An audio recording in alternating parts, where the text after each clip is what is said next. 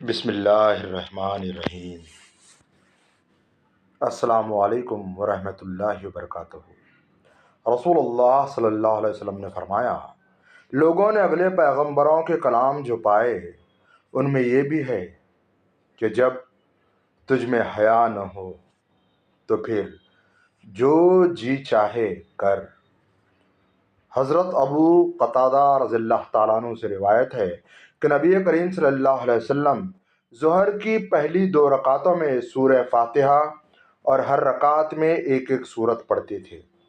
ان میں بھی قرات کرتے تھے، لیکن آخری 2 رکعتیں ہلکی پڑھا کرتے تھے۔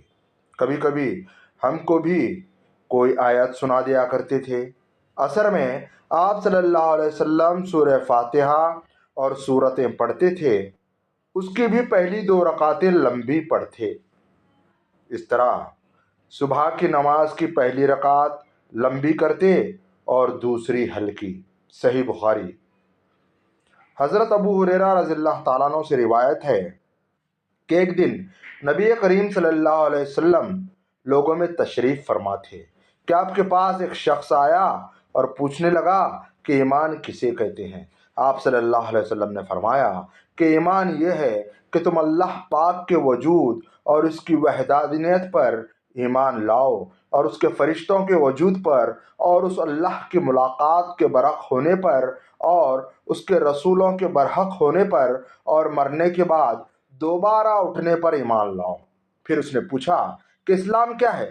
آپ صلی اللہ علیہ وسلم نے پھر جواب دیا کہ اسلام یہ ہے کہ تم خالص اللہ کی عبادت کرو اور اس کے ساتھ کسی کو شریک نہ بناؤ، اور نماز قائم کرو، اور زکوٰۃ فرض ادا کرو، اور رمضان کے روزے رکھو۔ پھر اس نے احسان کے متعلق پوچھا۔ آپ صلی اللہ علیہ وسلم نے فرمایا، احسان یہ کہ تم اللہ کی عبادت اس طرح کرو گویا تم اسے دیکھ رہے ہو۔ اگر یہ درجہ نہ حاصل ہو تو پھر یہ سمجھو کہ وہ تم کو دیکھ رہا ہے۔ پھر اس نے پوچھا کہ قیامت کب آئے گی؟ آپ صلی اللہ علیہ وسلم نے فرمایا کہ اس کے بارے میں جواب دینے والا پوچھنے والے سے کچھ زیادہ نہیں جانتا، البتہ میں تمہیں اس کی نشانیاں بتاتا ہوں۔ رسول اللہ صلی اللہ علیہ وسلم نے فرمایا کہ اگر کوئی شخص کہے کہ اگر میں ایسا کروں، یا میں نے اگر ایسا کیا ہو یا کہا ہو وغیرہ، تو میں اسلام سے بری ہوں، یعنی اگر میں جھوٹا ہوں تو دائرہ اسلام سے خارج ہو جاؤں، اور اگر وہ ایسا کہنے والا اس شرط میں سچا بھی ہے تو بھی اسلام کی جانب سے صحیح سالم سے نہیں لوٹے گا، کیونکہ اس نے اسلام کی عظمت تسلیم نہیں کی اور دین کو ایسا حقیر سمجھا کہ بات بات پر اس سے جدا ہو جانے کی شرط لگاتا ہے۔ سنن ابن ماجہ 2100۔ رسول اللہ صلی اللہ علیہ وسلم نے فرمایا کہ اسلام کی کڑیاں ایک ایک کر کے ٹوٹتی چلی جائیں گی۔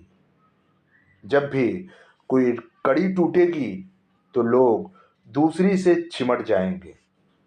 سب سے پہلے جو کڑی ٹوٹے گی وہ یہ ہوگی کہ حکم الہی کو توڑا جائے گا، اور سب سے آخر میں نماز کو بھی چھوڑ دیا جائے گا۔ یہ سب سے آخر بھی کہیں آ تو نہیں چکا؟ غور کیجئے اور نماز قائم کیجئے۔ حدیث نبی صلی اللہ علیہ وسلم، نبی اکرم صلی اللہ علیہ وسلم اکثر ہی دعا مانگتے تھے، یا مقلب القلوب ثبت قلبی علی دینک، اے دلوں کو بدلنے والے میرے دل کو اپنے دین پر قائم رکھنا۔ جامع ترمذی۔ پردہ کرنا۔ اے نبی، اپنی بیویوں سے اور اپنی صاحبزادیوں سے اور مسلمانوں کی عورتوں سے کہہ دو کہ وہ اپنے اوپر اپنی چادریں لٹکا لیا کریں۔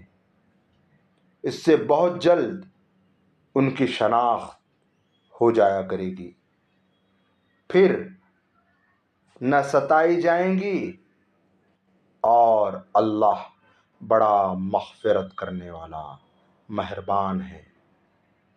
رسول اللہ صلی اللہ علیہ وسلم نے فرمایا، آدمی کا جھوٹا ہونے کے لیے بس یہی کافی ہے کہ وہ ہر سنی سنائی بات تحقیق کے بغیر بیان کر دے۔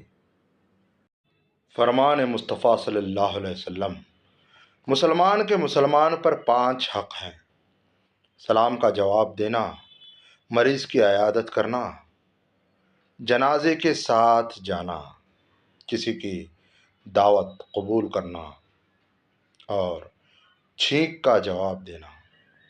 آپ صلی اللہ علیہ وسلم نے فرمایا، اپنی زبان کو اللہ کے ذکر سے تر رکھا کرو۔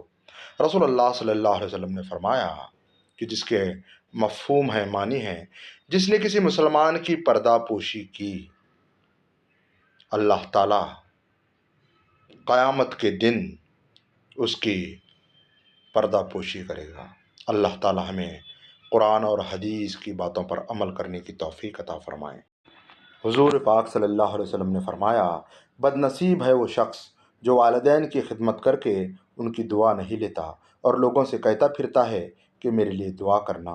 بد نصیب ہے وہ شخص جو فجر کے وقت سویا رہتا ہے اور لوگوں سے تنگی رزق کا شکوہ کرتا ہے۔ بد نصیب ہے وہ شخص جو نماز عشاء نہیں پڑھتا اور دعاؤں میں پرسکون نیند تلاش کرتا ہے۔ بد نصیب ہے وہ شخص جس نے ماہ رمضان پایا اور اپنے رب کو راضی نہ کر سکا۔ اور آپ صلی اللہ علیہ وسلم نے یہ بھی فرمایا، جس نے میری ایک حدیث سنی اور دوسروں تک پہنچائی، قیامت کے روز اس کے لیے میری شفاعت واجب ہو گئی۔ سورج کی شعاعیں کتنی تیز ہیں، مگر معمولی سے بادل ان شعاعوں کو روک دیتے ہیں۔ اسی طرح گناہ کتنے ہی زیادہ طاقتور ہوں، نماز انہیں روک دیتی ہے۔ اللہ رب العزت ہمیں 5 وقت نماز پڑھنے کا پابند بنائے، آمین ثم آمین۔ مسجد میں داخل ہونے کی دعا، اللہم افتح لی ابواب رحمتک۔ ترجمہ، اے اللہ عز و جل میرے لیے اپنی رحمت کے دروازے کھول دے۔ آئینہ دیکھتے وقت کی دعا، اللہم حسنت خلقی فحسن خلقی۔ ترجمہ، اے اللہ تو نے میری شکل اچھی بنائی ہے، پس میرے اخلاق کو بھی اچھا کر دے، آمین۔ رسول اللہ صلی اللہ علیہ وسلم نے ارشاد فرمایا، ہر چیز تقدیر سے ہے، یہاں تک کہ عاجز ہونا اور ہوشیار ہونا بھی تقدیر میں ہے۔ کہتے ہیں کہ ایک دن ایک چور کو راستے میں ایک بٹوا ملا جس میں بہت سے پیسے تھے۔ اس بٹوے پر کوئی دعا لکھی ہوئی تھی اور ایک خانے میں بٹوے کے مالک کا نام اور پتہ بھی رکھا ہوا تھا۔ چور نے وہ بٹوا ثابت اس کے مالک کے حوالے کر دیا۔ اس شخص نے چور سے پوچھا کہ تم آرام سے یہ پیسے رکھ سکتے تھے، واپس کیسے کر دیے؟ چور نے جواب دیا، آپ نے بٹوے میں جو دعا لکھوائی ہے اس عقیدے پر لکھوائی ہوگی کہ اگر یہ کھو جائے تو اس دعا کی برکت سے آپ کو واپس مل جائے۔ میں چور ضرور ہوں، لیکن صرف مال و دولت کا، کسی کا عقیدہ چوری نہیں کر سکتا۔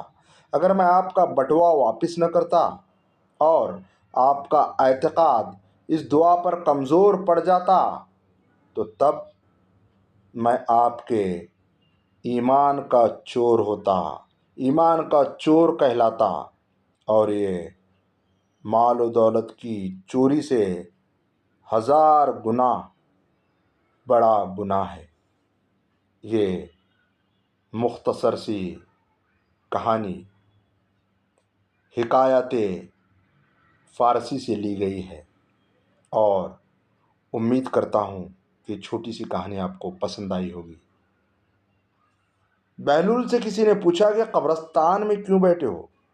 بہلول نے جواب میں کہا، میں ان کے ساتھ بیٹھا ہوں جن کی طرف سے مجھے کوئی تکلیف نہیں پہنچتی، الزام نہیں لگاتے، حسد نہیں کرتے، جھوٹ نہیں بولتے، تانا نہیں دیتے، خیانت نہیں کرتے، اور سب سے اچھی بات یہ ہے کہ جب میں یہاں سے اٹھ کے چلا جاتا ہوں تو پیٹھ پیچھے میری غیبت نہیں کرتے۔